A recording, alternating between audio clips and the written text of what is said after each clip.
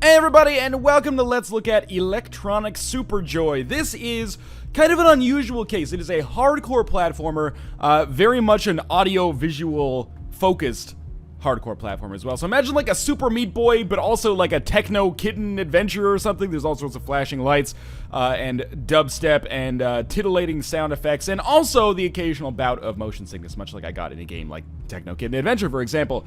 This is available on Steam Early Access, which is kind of another unusual thing. Usually that's reserved for, you know, sprawling, multiplayer-focused strategy or RPG shooter, etc., etc.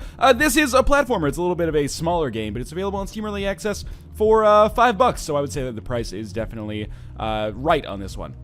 So, I've played about a half hour of Electronic Superjoy. I've got a lot of positive things to say, and also a lot of slightly negative things to say. The main negative I have with this game is that the visuals and, well, just the visuals are distracting a lot of the time, and I feel like that kind of takes away from the gameplay, which is actually pretty good, and sometimes it does give me motion sickness as well, which is really unfortunate, but that's something that is a little bit personal. On the bright side, this is a totally hardcore platformer. It's difficult. I like it a lot more than I like Cloudberry Kingdom, and you know, it might not necessarily be in the same vein or the same echelon as Super Meat Boy yet, but you know, there's still time to go with respect to its development.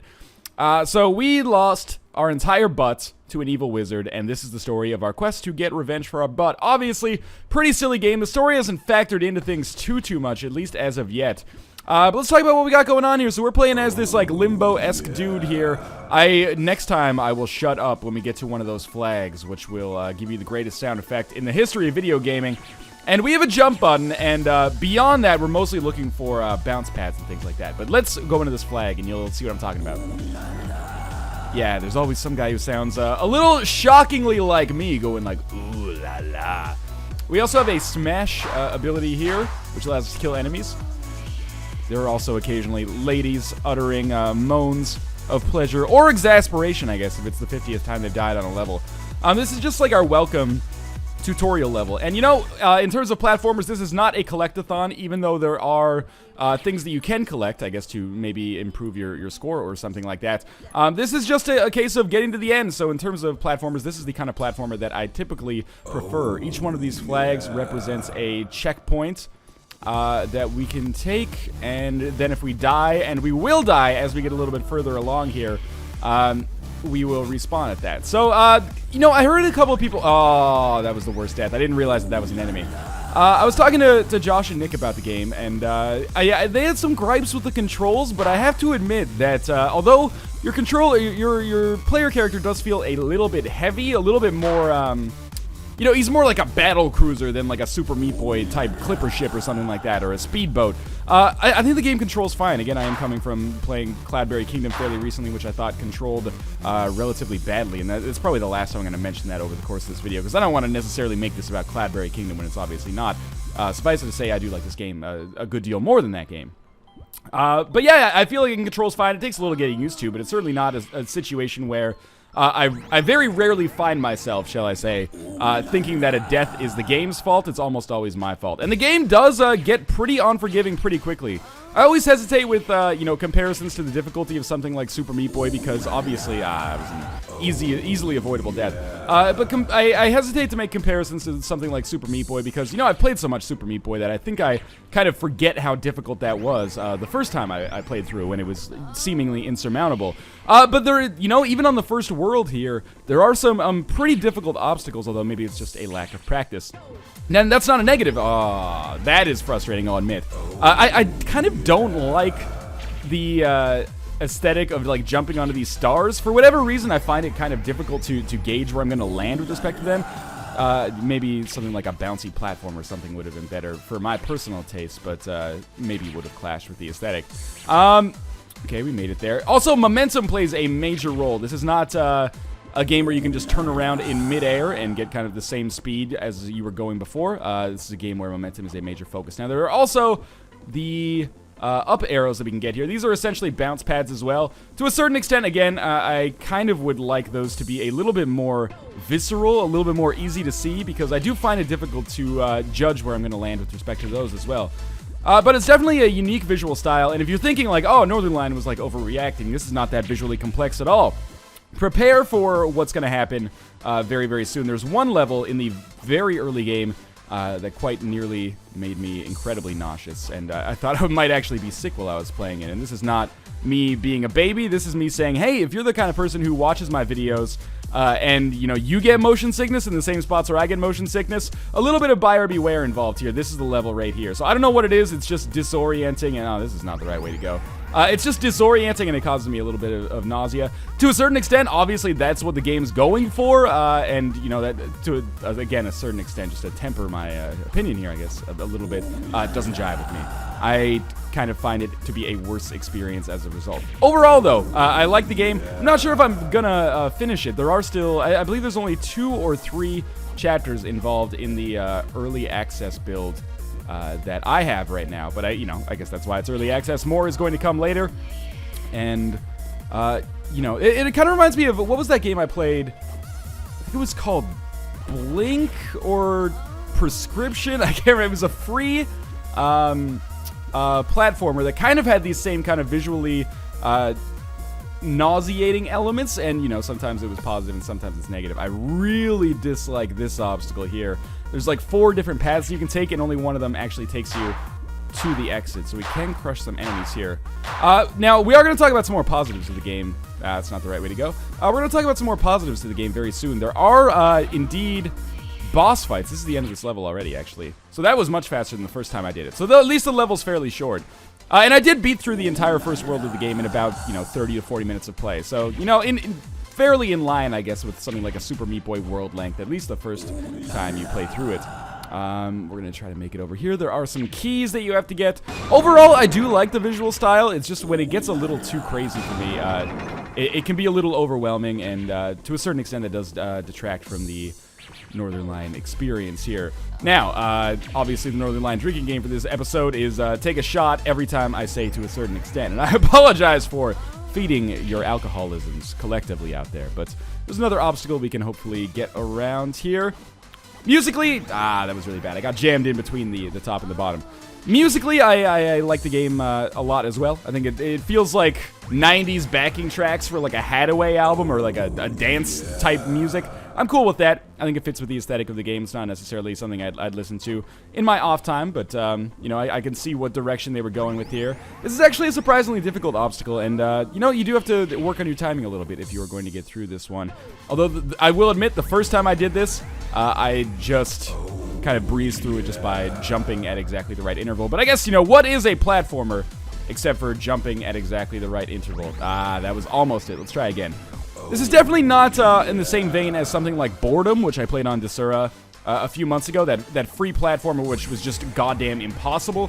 This is a much more accessible, quote-unquote, mega hard platformer, as it's always called in its marketing materials. A tough-as-nails platformer, I believe, is the buzzword that is, typically being used now. So we'll just gradually make our way up here. There we go. And, oh god, the floor is moving here and worrying me. I can totally make that. This is a little weird kind of visual ambiguity here, too. We just went through that part that told us, like, oh, the floor is sticky now, you can jump on it. Well, now, the floor there is made of ice. So, I don't know. I wish they'd used maybe a different color, maybe like a light blue or something to denote that.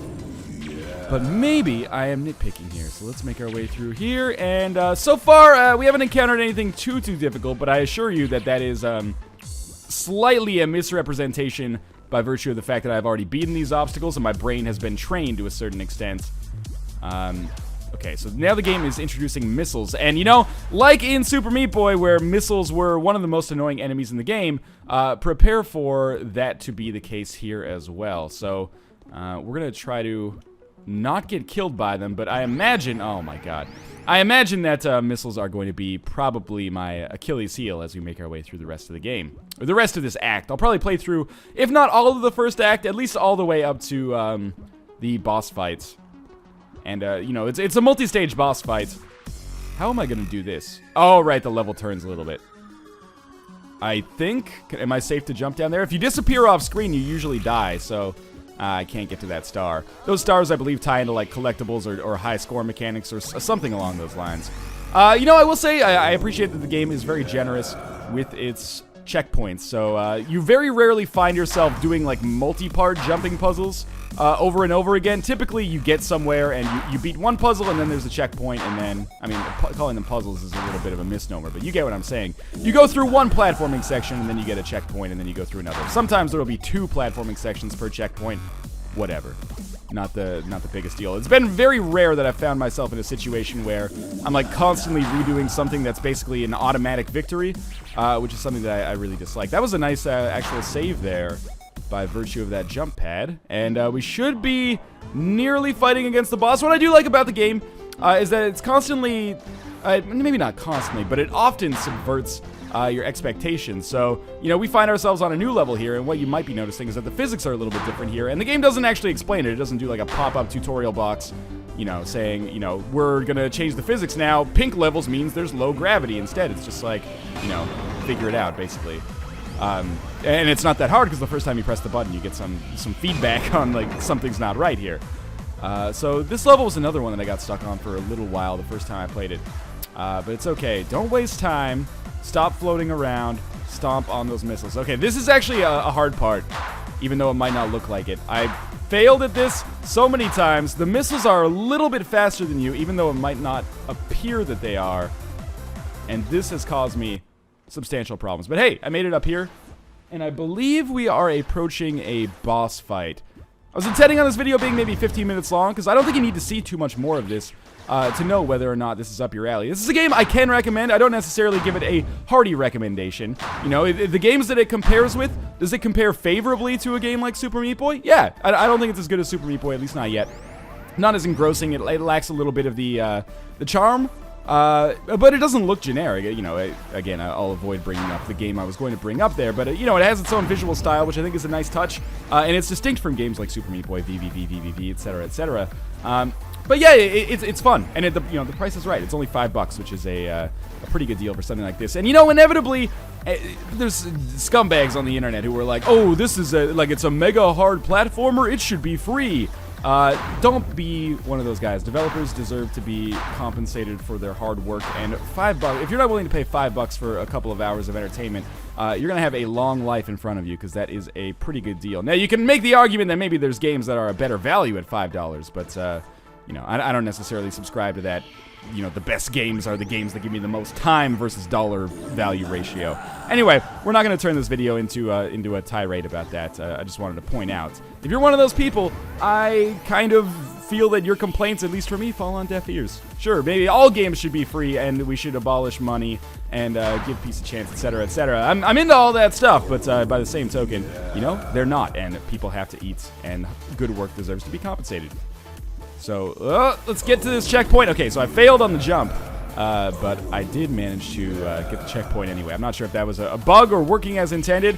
These platforms will turn into missiles, and my general strategy for missiles is just run like hell, and I should be able to stay in front of them for the most part, and vertical movement like that will also go a long way towards helping me out. Oh, God! That was really close, and that one they finally got me, so we are going to have to do a little bit more platforming here. But hey, you know, one thing that's a little weird is that the levels actually become easier when you die, because you have less missiles following you, which is a little strange from a design standpoint. It means that, you know, the level's not the same way twice. Oh, I can't believe I got pegged by that missile at the end there.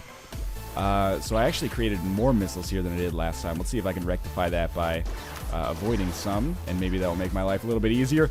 It always feels like I can make that kind of momentum-boosting jump, but I very rarely do. Okay, we made it. All right, so I believe that this is where the boss fight is going to start, and this is a multi-stage boss fight that is a lot of fun, also occasionally incredibly frustrating, depending on the stage, as we will see. So, the Pope has gone crazy. He is one of the villains of the game. The story's a little bit half-baked, or at least it's not fully done yet. But, you know, this might be, again, working as intended or working as designed. But it's basically just like, hey, accept it, the Pope's angry at you. And, you know, is it the same Pope that, you know, exists in the real world? Who knows? Let's just bounce around here. Howdy, I'm the Pope. You can tell by his hat. And I'm gonna fuck you up. No, Pope-tastic. I wish I had my Dungeonland laugh button on me right now, but he's gonna suck me into his world here. In his Dr. Wily-esque spaceship, and we'll start our mission against him by jumping into this whirly-bird here. Okay, so this is another thing that I mean, where occasionally it makes me nauseous. That was really bad gameplay there. We're just going to try to climb up to the top, essentially. This is a level like fighting Brownie, I guess, in Super Meat Boy. Apologies for the kind of frequent Super Meat Boy references, but you know it's a frame of reference that is relevant for a game like this. But basically our only goal here is going to be to get to the end, and I believe there are some checkpoints, although I will say in the boss fights, the checkpoints do get a little bit less lenient, which is okay if you're the kind of person who's fine with some trial and error, and I am. But, you know, it can occasionally be frustrating. I really thought we were going to get to a checkpoint there. If there even are checkpoints here, that was just a terrible jump. Don't hold anything against the game for that one. The secret that you learn the more you play this is that it's much better to kind of chain together these star boosts than do like a controlled bounce on each one. Like, it's substantially better to just jump into one and hit him on the, it was really bad. Hit him on the upswing instead of like bouncing up and then landing down on it, because that costs you some time. You can also do like the smack that I'm doing right there, but it makes it a little bit harder to manage your momentum, in my opinion at least. This is one of the harder of these series of boss levels that we're going to come across here, at least in the experience that I had my first time through. This kind of reminds me of a level from VVV or something like that. Specifically the level, the level in VVV, where you have to get away from the level, which is closing in around you. Anyway, that was terrible. Let's give this a few more tries, because I want to show off the other aspect of this boss fight, because it's not all just like get to the end and then the boss is over. There's one where we kind of have to fight him in an indirect way as well, which is kind of cool. Also, infuriating sometimes. But, hey, you know, if you're buying a game like this, that's kind of what you want to some extent. That was really bad as well. We're going to give this at least a few more tries. I understand this is infuriating, but hey, it's like Spelunky, man. If you think you can do better, feel free. YouTube is an open platform. Before you judge a man, you should walk a mile in his shoes. In this case, you know, jump 300 feet up in my sweet-ass moon boots. Oh, that should have been it. Is there I'm looking up to see if there's a checkpoint. Maybe there's just no checkpoints on this level, and I just beat it fairly quickly when I did it off camera? I don't know. That seems unlikely, though. Although me beating it fairly quickly is pretty much the Northernlion story, so... Ha-ha. Masturbation. There we go. And you know it's gonna be stressful? You can do it! We're kind of leaps of faith here many times. But there we go. Okay, so now we got a bit ahead of ourselves, or a bit ahead of where we need to be. No! I was so close to the top. Okay, we've got to get through with this now. And you know, this is one of the strengths of the game. It builds up these moments that are a little bit tense, and it works. I like it. I know that Nick was a little bit more muted in his praise for this game, and I'm not necessarily giving the game a heady praise. I don't think this is necessarily destined to be a classic of the genre, but, you know, is it worth your time? Absolutely. If you're a fan of games like this, I think it's worth your time. These are the kind of games that I like to, you know, duck into for an afternoon for a couple hours, and, you know, I think Electronic Superjoy definitely fits the bill. It's worth noting that the, like, visually distracting and occasionally nauseating elements that I brought up, at least in my experience so far, haven't been, what's a good way to put it? They haven't been pervasive in the sense that, like, every level has them. It's only been a few levels that were major offenders in my mind. And again, some people are into that sort of thing. Again, I know a lot of people love Techno Kitten Adventure, partly because of the fact that it had that visual style. So if you're not the baby stomach man like me... Oh, I was so close to the top. Okay, let's give this one more try, and then maybe we'll call it quits after that, because I don't think there's too much more to show off. It's worth noting, in terms of the game structure, this is the end of, well, one of the levels close to the end of Chapter 1. I believe there are 3 or 2 chapters from the game so far. There's definitely a second chapter available, although I didn't play any of the levels once I beat this, because I was mentally exhausted. I was like, Jesus, I gotta take a break, crack a beer or something, because this is stressing me out. But the other levels do have the description that they are coming soon. Yes, okay. So there's level 1 done. Oh, then we get in our spaceship. So this is a 3-parter boss fight, I recall now. So we'll get in our spaceship. This is the part that I actually found easiest when I did it off camera, so it'll probably, you know, completely destroy me now.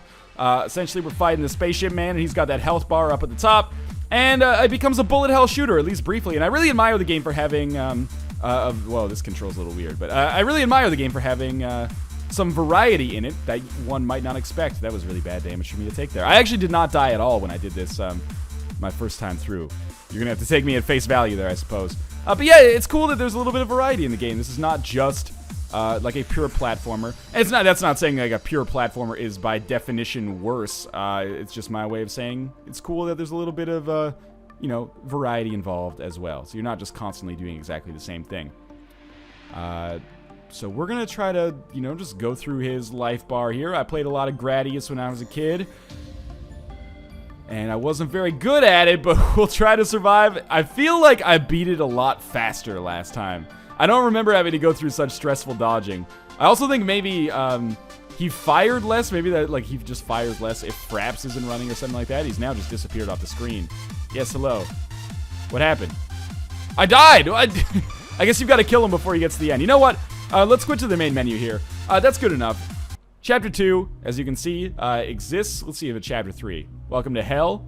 How original. And Chapter 4 is coming soon. Anyway, this is Electronic Superjoy, available on Steam for $5. It's cheap. It's good. It's good enough, at the very least, to justify the price, and I had a reasonable amount of fun with it, in spite of some criticisms that I would advise you to take to heart, especially if you have a weak stomach like I do. But in any case, there will be a link in the video description to pick this up on Steam. As always, thanks for watching, and I hope you enjoyed the video, and I will see you next time.